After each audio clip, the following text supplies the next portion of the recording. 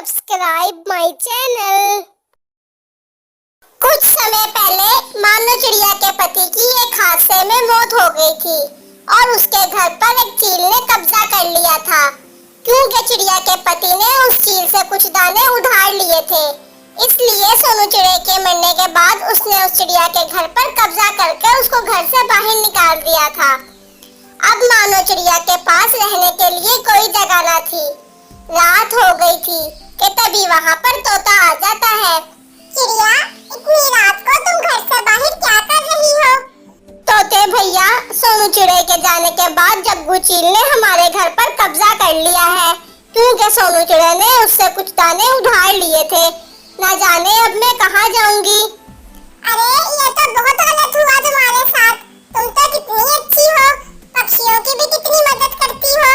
चलो आ जाओ, आज तुम मेरे घर में रहो, कल तुम अपना घोंसला बना लेना, फिर उसमें आराम से रहना। तोते भैया, आप बहुत अच्छे हैं, आपने मेरी मुश्किल आसान कर दी। बस फिर आज की रात चिड़िया तोते के घर पर गुजारती है।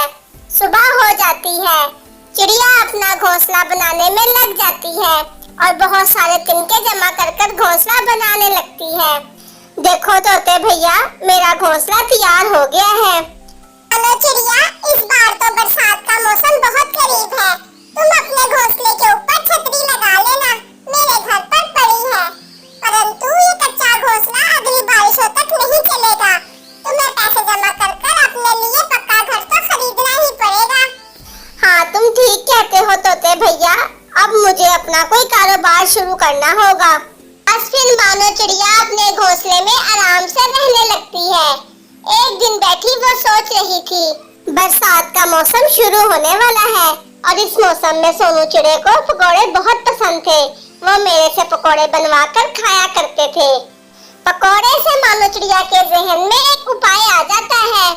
अरे वाह, मेरे जहन में तो बड़ा अच्छा उपाय आया है। बरसात का मौसम करीब है, अगर मैं अपना पकोड़ों का कारोबार शुरू कर लूं तो सारे पक्षी मेरे से पकोड़े खरीद लेंगे और मेरा व्यापार बहुत अच्छे से चलने लगेगा।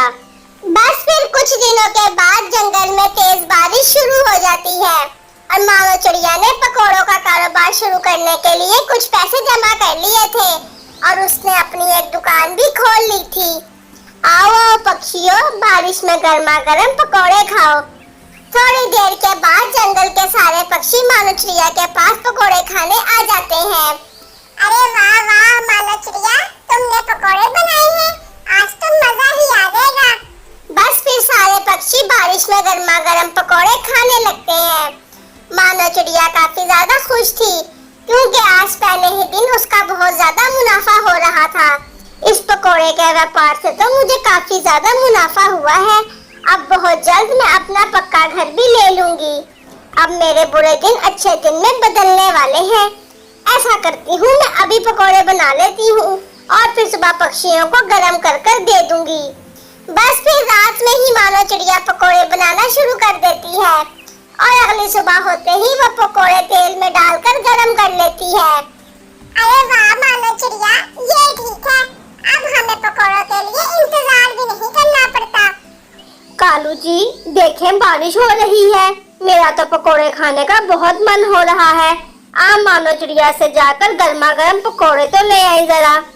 गौरी, मेरे पास पैसे नहीं हैं, मैं पकोड़े नहीं ला सकता। कालू जी, कर दी ना आपने छोटी बात। मानो चिड़िया बहुत दयालु है, आप उससे उधार पर पकोड़े ले आए, वो आपको मना नहीं करेगी। फिर कालू कौवा मानो चिड़िया के पास चला जाता है। मानो चिड़िया, तुम कुछ पकोड़े गौरी कव्वी के लिए दे दो। गौरी तुम्हारे पकोड़ों का स्वाद देखना चाहती है, इसके बाद हम तुम्हारे से और भी पकोड़े खरीद लेंगे। ठीक है कालू कव्वे, मैं आपको पकोड़े दे देती हूँ, देखना गौरी को पकोड़े बहुत पसंद आएंगे। फिर कालू कौवा झूठ बोलकर पकोड़े ले जाता है और दोनों मिलकर पकोड़े खाने लगते हैं। अरे वाह वाह, मानो चिड़िया के हाथ में तो बहुत जायका है। काश के मेरी पत्नी भी मानो चिड़िया के जैसी होती तो मुझे भी कितने स्वादिष्ट स्वादिष्ट भोजन खाने को मिलते। क्या क्या बोला आपने कालू जी? आपका मतलब क्या है? क्या मैं आपको स्वादिष्ट भोजन नहीं खिलाती? कालू जी, मैंने और पकोड़े खाने हैं। लेकिन गोरी मेरे पास पैसे नहीं है, मैं कहाँ से लाऊं? कालू जी, मैंने सुना है मानो चिड़िया रात में ही पकोड़े बना लेती है। क्यों ना रात का फायदा उठाकर हम मानो चिड़िया के सारे पकोड़े चुरा लें। किसी को क्या पता चलेगा, और मानो चिड़िया तो सो रही होगी। हाँ भाई, उपाय तो बहुत अच्छा है तुम्हारा। चलो ठीक है, आज रात हम यही कर कर देखेंगे। रात हो जाती है। कालू कौवा और गोरी मानो चिड़िया के घर के पास आते हैं और खिड़की से देखते हैं तो मानो चिड़िया तो सो रही थी। बस फिर वो दोनों घर के अंदर आ जाते हैं और पकोड़ों के बर्तन उठाकर फौरन वहां से भाग जाते हैं। अगले दिन जब मानो चिड़िया ये सब देखती है तो बहुत ही ज्यादा परेशान हो जाती है। अब क्या करूं? पकोड़े तो चोरी हो गए। आखिर कौन कर सकता है ऐसा? मेरा इतना बड़ा नुकसान हो गया है। अब मुझे दोबारा से पकोड़े बनाने पड़ेंगे। आज की रात भी मानो चिड़िया काफी ज्यादा पकोड़े बनाकर रखती है और आराम से सो जाती है। बस फिर दोबारा से कालू कौवा और गोरी वापस घर आते हैं उसके, और मानो चिड़िया के पकोड़े चोरी कर कर वहाँ से ले जाते हैं।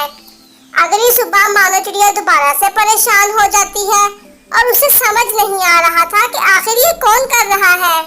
अरे भाई, ये क्या हो रहा है? अगर इसी तरह से मेरे पकोड़े चोरी होते रहे तो एक न एक दिन मुझे अपने पकोड़ों की दुकान बंद करनी पड़ेगी।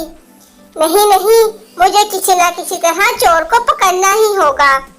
ये कहकर चिड़िया उल्लू सैनिक के पास जाती है।